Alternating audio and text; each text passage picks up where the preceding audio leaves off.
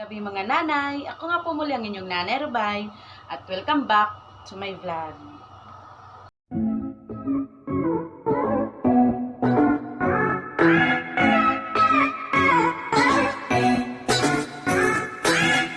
So mga nanay, ngayon po tatalakayin ko po yung travel protocol po from Clark Airport to Cebu and then from Cebu to Clark Airport. Ayan po. Of course, hindi kailangan po natin i-print muna yung ating itinerary po. Ayan po, ticket po natin sa aeroplano kasi kakailanganin po natin at saka huwag kalimutan po yung ID po natin. Ngayon po, ang kailangan po nating mga requirements para sa airport po from Clark, medical clearance or medical certificate, and then itong barangay travel pass at saka yung PNP yung PNP travel pass po. Ayan, tatlo po. Medical clearance, barangay travel pass,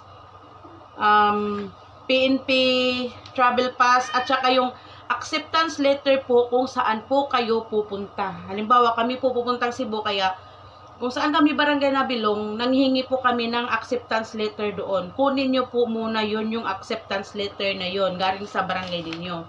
Ngayon po, ang una nyo pong gagawin is magpapa-issue po kayo ng medical clearance po. Ayan.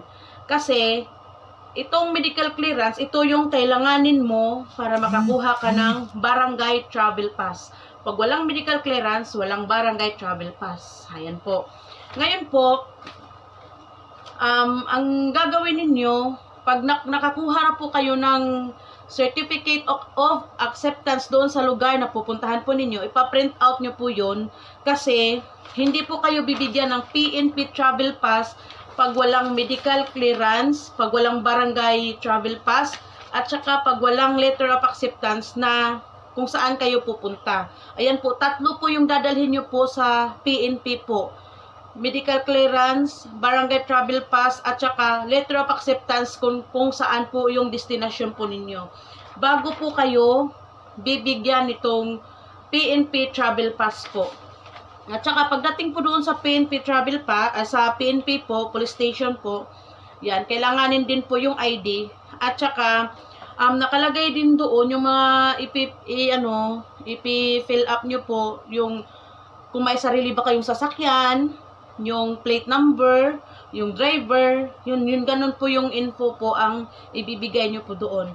Pagka nakumpleto na po ninyo itong bali 4 po na requirements pala, pang-5 po itong itinerary, yan, ticket ng eroplano, medical clearance, barangay travel pass, PNP travel pass, at saka letter of acceptance po doon sa destination po ninyo. Kasi po sa Clark Airport po, ito updated po to February 23 po to nung hinatid ko po yung anak ko papuntang Cebu. Doon siya sumakay sa Clark.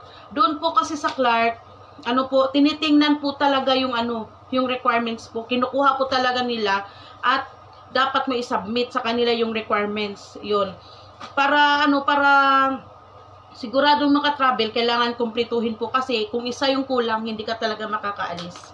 Ayan po, wala pong kailangan na hindi naman nangangailangan po ng swab test eh. Yan, hindi nangangailangan ng swab test pag domestic flight po. Yan, hindi nangangailangan ng swab test. Ngayon po, from Cebu to Clark naman po, ganun din po yung ginagawa po namin. Kailangan din po ng medical clearance, tapos barangay certificate, barangay travel pass, at saka PNP travel pass. Actually, galing po to sa Cebu kasi yung PNP travel pass ng anak ko na-submit namin ito sa Cebu po to kasi yung isang anak ko naman ang pumunta dito. Yan. Sa Cebu po ha. Ayun po. Medical, ganun pareho lang din po. Medical, barangay travel pass, at saka PNP travel pass, at saka kinuhanan ko muna dito ng letter of acceptance from Olongapo kasi Olongapo po kami. Kinuhanan ko muna ng letter of acceptance para maibigay ko doon sa kanya kasi baka po hindi po siya makakasakay pag walang letter of acceptance galing po dito. Ang hirap lang po kasi dito sa Olongapo, pag nagkuha ka po ng letter of acceptance, kahit na local lang siya, yung domestic flight, kailangan po nila ng swab test po. Yan. Ang ginagawa ko po, nakiusap po ako, anyways, may ano naman siya, may medical certificate naman siya galing sa barangay. Nakiusap po ako na mayroon ng medical certificate.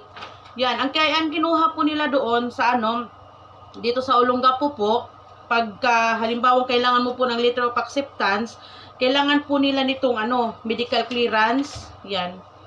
Kailangan po nila ng medical clearance ng ano, hindi na medical clearance, kailangan nila ng medical clearance, barangay clearance, ID, yun po. Yun po ang pinapa-print ko, tapos binigay ko po doon sa Office of Tourism dito sa Olongapo para po bibigyan po nila ako ng letter of acceptance. Ito po, Olongapo City, yan. Tourism Office, yan. Kasi para sa isang anak ko na from Cebu to Clark naman, kasi Olongapo pong destination niya. Pero mga nanay, alam niyo po, doon sa ano, sa Mactan Airport, yan, Mactan Airport kasi sa Cebu hindi naman po siya hinahanapan po ng mga ano ng mga papers, ng mga requirements, hindi po siya hinahanapan. Yung ticket lang po niya mismo ang tinitingnan po doon. Tapos yung requirements na kinukuha po namin doon sa ano sa barangay, yung nilalaka doon, pati dito sa ano sa letter of acceptance sa Olongapo, hindi naman na po tinitingnan. Yan po, pero kailangan din po makasigurado po mga nanay na kukuha na lang po kasi baka mamaya bigla na naman magbago yung mga ano nila, mga inspections po nila doon, at kailangan na din po. Pero mga nanay, totoo po, hindi po talaga tinitingnan o hinahanap yung requirements na ano na barangay medical clearance, barangay travel pass, PNP travel pass, letter of acceptance. Hindi po hinahanap po doon sa ano sa Mactan Airport po.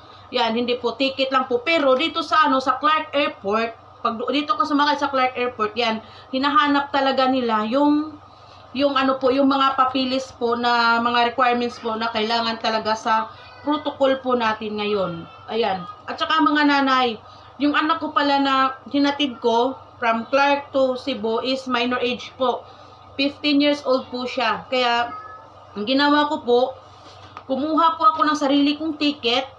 Yan, hindi ko po ito sinakyan. Kumuha po ako ng sarili kong ticket.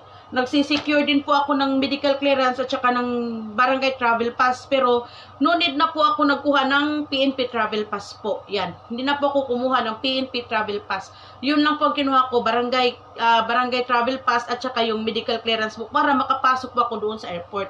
Anyways po, pag naghati lang naman kayo, yung ano, ticket lang naman po ang titingnan. Pag nag-check-in lang naman doon sa Clark Airport, saka na titingnan yung mga requirements po. Yan. At saka pag minor age, okay na pala kahit ano, kasi sayang sayang hindi nasasakyan yung ano, yung ticket, di ba? Gagawa na lang po kayo ng authorization letter po na pinahihintulutan nyo po yung anak ninyo na sumakay sa ganyang airlines. Tapos yung ano niya, yung schedule ng flight niya, tapos yung ano, yung flight number niya, yung ganon, yun, lagay nyo na lang doon lahat ng details po. Yan, ina-accept po doon pag nag-check-in po siya, kahit minor age, okay lang po. Ayan po. Linawin ko lang uli, sa ano, sa Clark Airport, tinitingnan po nila yung requirements po. Medical clearance, barangay travel pass, PNP travel pass, letter of acceptance sa destination nyo po, at saka yung itinerary at ID po. Sa Cebu naman po, ganun din po yung kailangan, pero sa Mactan Airport, hindi po siya masyadong istrikto kasi hindi naman po hinahanapan yung anak ko sa mga requirements na yon. Ayan po, sana mga nanay, may natutunan po kayo sa mga pinagsasabi ko po ngayon, kasi marami pong nagtatanong kung ano ba talaga yung kailangan, ano pa ba yung kailangan sa mga yung requirements po para makatravel locally.